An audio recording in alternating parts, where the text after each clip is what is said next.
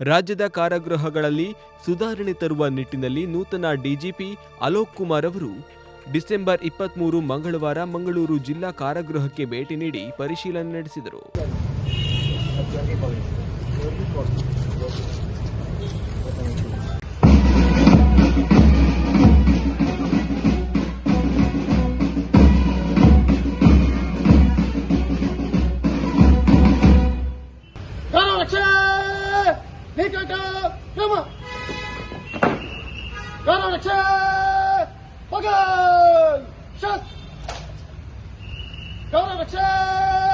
ಎಡಕ್ಕೆ ತಿರುಗಲು ಎರಡರಲ್ಲಿ ಎರಡರಂತೆ ಎಡಕ್ಕೆ ತಿರುಗಿ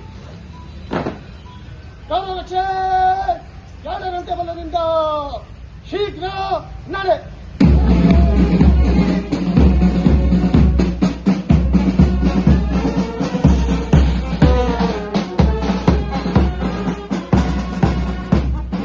ಭೇಟಿ ಕೊಟ್ಟಿದ್ದೇನೆ.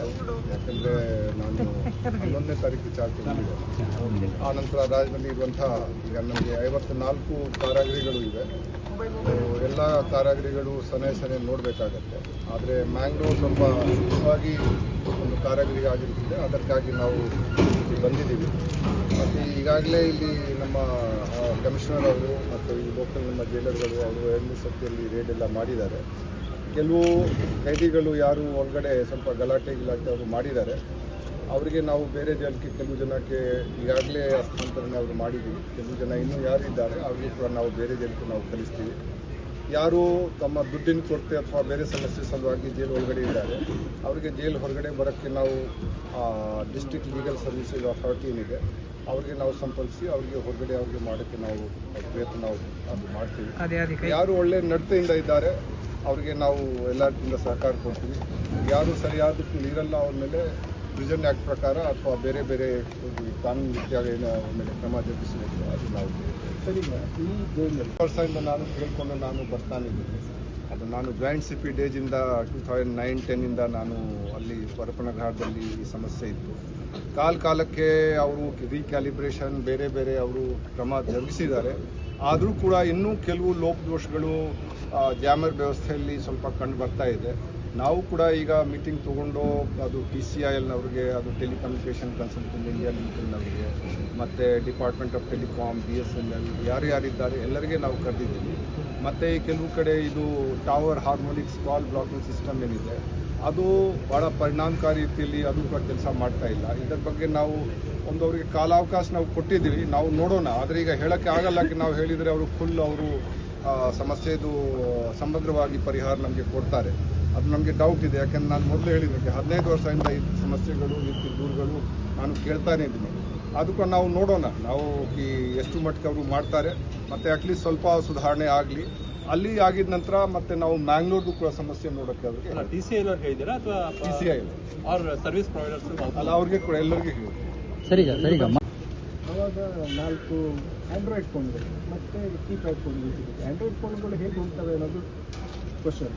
ಕೀಪ್ಯಾಡ್ ಫೋನ್ಗಳು ಹೋಗಬಾರ್ದು ಆದರೂ ಹೋಗ್ತಾ ಇದ್ದಾರೆ. ಅದು ಹೇಗೆ ಅಲ್ಲ ನಾವು ನೋಡಬೇಕಾಗಿದೆ. ನಾನು ಈಗ ಇನ್ವೆಸ್ಟಿಗೇಷನ್ ಮಾಡೋಕ್ಕೆ ನಾನು ಈಗ ಸದ್ಯಕ್ಕೆ ಬಂದಿಲ್ಲ.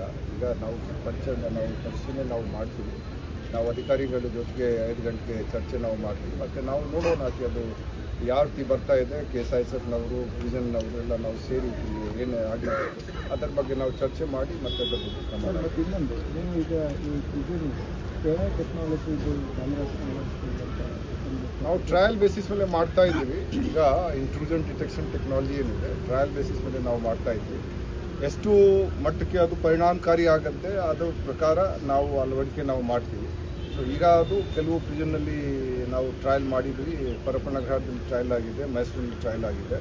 ನಾವು ಬೇಕಾದರೆ ನಾವು ಮ್ಯಾಂಗ್ಳೂರ್ ಕಡೆ ಕೂಡ ನಾವು ನೋಡ್ತೀವಿ. ಅಲ್ಲಿ ಕೂಡ ನಾವು ಕಲಿಸ್ಬಿಟ್ಟು ಇಲ್ಲಿ ಟ್ರಯಲ್ ನಾವು ಮಾಡ್ತೀವಿ. ಬೆಳಗಾವಿಲಿ ಮಾಡ್ತೀವಿ, ಕಲಬುರಗಿ, ಬಳ್ಳಾರಿ.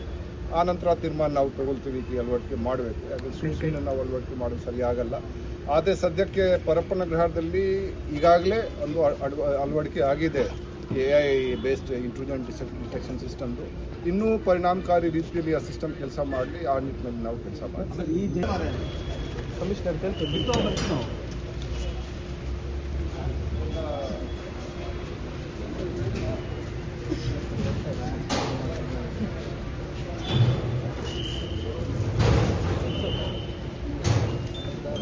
ಕೂಡ ಸ್ವಲ್ಪ ಅವರು ತಮ್ಮ ಸ್ಟಾಫ್ ಅವರು ಇದು ಮಾಡಿದರು. ಸೊ ರಾತ್ರಿ ಕೂಡ ಅವರಿಗೆ ಒಂದು ಮೊಬೈಲ್ ಫೋನ್ ಸಿಕ್ಕಿದೆ.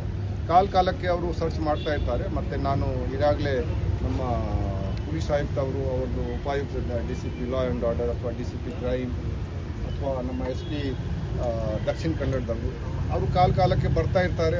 ಅವ್ರಿಗೆ ನೋಡ್ತಾರೆ, ಯಾಕೆಂದರೆ ಅವ್ರದ್ದು ಕೈದಿಗಳು ಇವರು.